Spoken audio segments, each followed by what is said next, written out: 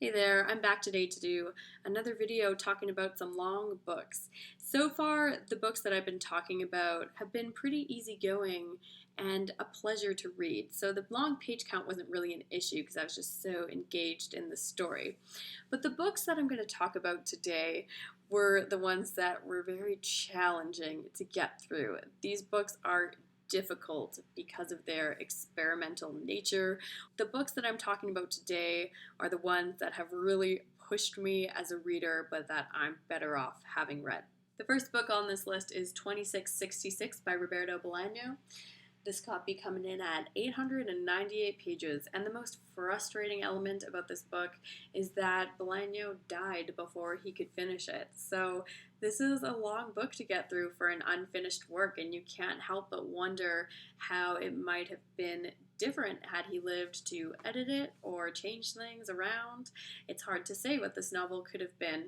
Instead, what it is a very cryptic and incredibly bleak look at human existence. So this book is in 5 parts, and the stories vary quite differently from part to part, although quite a few of them center around the murders and disappearances of hundreds of women in Mexico. So this is really pretty depressing and in a lot of ways very violent and disturbing content.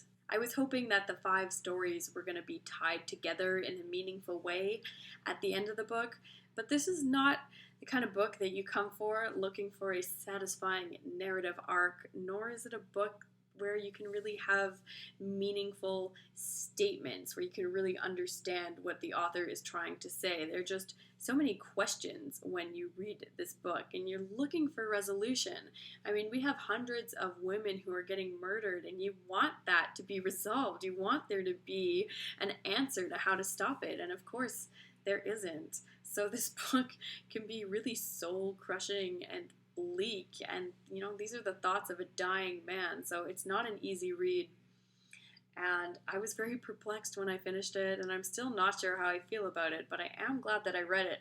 But I really do think that you should personally assess whether this is something that you want to go through, because it is certainly not easy to stomach at times. The next book on this list is A Brief History of 7 Killings by Marlon James.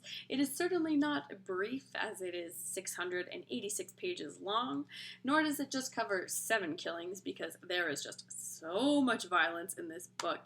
It is a history of Jamaica, and it deals with the attempted assassination on Bob Marley's life, but it is also about gang violence within the country and political conspiracies, and then members of this gang leave Jamaica and they spread out to New York City and get involved in drug dealing. And so this is a book that just goes in a lot of different directions, and the writing style is pretty unhinged. There is Jamaican patois that the reader has to keep up with, as well. It's pretty inspired by stream of consciousness.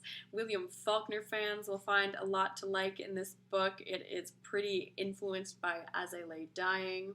I already mentioned this, but there is a serious amount of graphic and grisly violence in this book. Marlon James does not spare you any descriptions of gore, so you have to have a pretty strong stomach to make it through this book, but if you do, it is so worth it. It is such a roller coaster, and Marlon James is such a punk rock author. Like, no one is doing what this man is doing in fiction right now. He is taking some real risks, and if you're a reader who can keep up with it, it is so much fun and so worth it. The next book on this list is House of Leaves by Mark Z. Danielewski. This one is 662 pages, and it's kind of a postmodern horror story.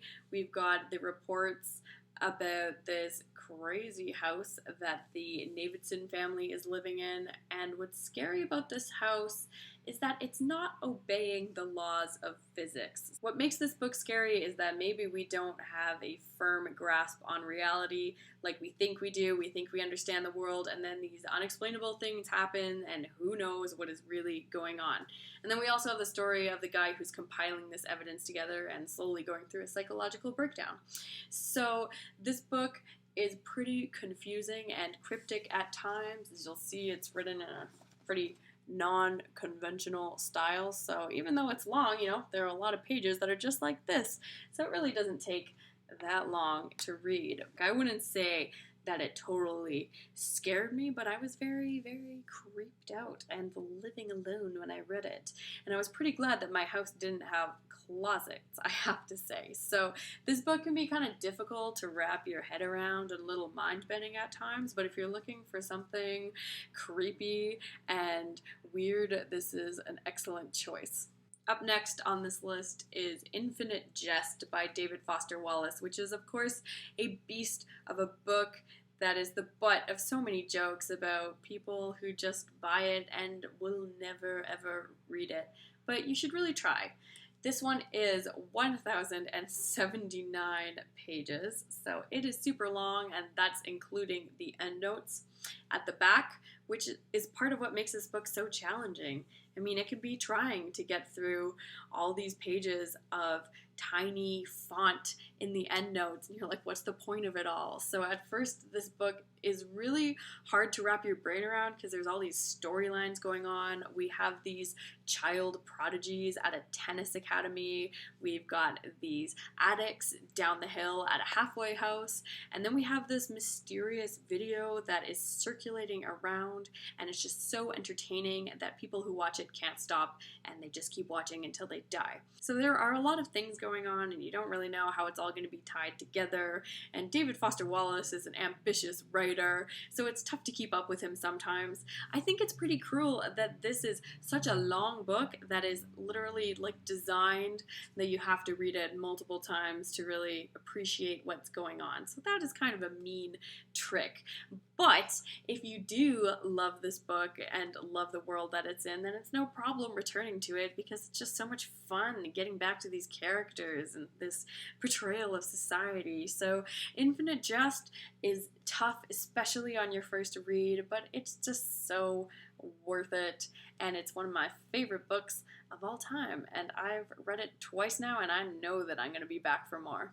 And the last book on this list is The Recognitions by William Gaddis, which is a huge book. My copy is 956 pages long, but these are big pages and it is a small font, so this is not an easy book to get through. I seriously had to put a lot of work in because William Gaddis is dense with allusions in his writing, so I had to be looking all this stuff up just to keep up with all of his references. He is a seriously smart man, but this is worth the work. This book follows the life of an artist who makes these counterfeit pieces, these forgeries. So it's really asking you the question between the difference between the original and the copy, and what's real and what isn't, and which one matters, and can we tell the difference, and why do we value art?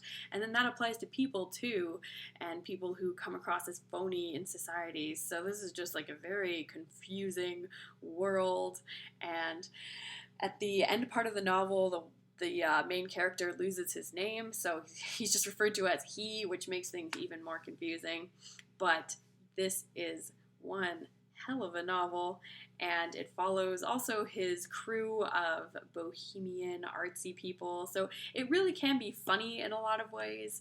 Gaddis writes some pretty hilarious dialogue. It does have its playful moments that will help propel you through the story, but man, this is dense and philosophical, and it is heavy-duty reading, but it really did push me to the limits as a reader. But I'm glad that I did read this book because now I feel like I can take on a lot more. So that's my list of 5 long and challenging books. I'm glad for experiences like that though, because I feel like it really helps me develop as a reader when I push myself out of my comfort zone. So let me know if you've had a similar experience where you started reading a book and it was tough getting through it, but you were so glad that you stuck it out because it was great by the end. So that's it for today. Thanks for watching, and I'll see you again.